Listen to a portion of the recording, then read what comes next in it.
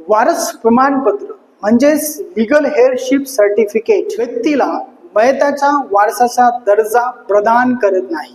कारण वारस प्रमाणपत्र म्हणजे त्या व्यक्तीची वारस म्हणून एक औपचारिक ओळख असते. म्हणूनच एखादा वारस किंवा व्यवस्थापक किंवा कायदेशीर प्रशासक त्याच्या अशा दर्जानुसार मयत व्यक्तीच्या मालमत्तेचे व्यवस्थापन न्यायालयाची औपचारिक मान्यता न घेताही करू शकेल. म्हणूनच येथे ही बाब देखील लक्षात घ्या की वारस प्रमाणपत्रामुळे मालमत्तेवर कोणताही अधिकार प्रदान केला जात नाही. असे वारस प्रमाणपत्र केवळ अशी व्यक्ती दर्शविते जी तात्पुरत्या स्वरूपात कायदेशीर व्यवस्थापनात आहे. असे प्रमाणपत्र प्रदान केल्यामुळे कोणत्याही व्यक्तीचे कायमस्वरूपी हक्क स्थापित होत नाहीत किंवा कोणत्याही व्यक्तीच्या अधिकारास कायमस्वरूपी बाधा येत नाहीत.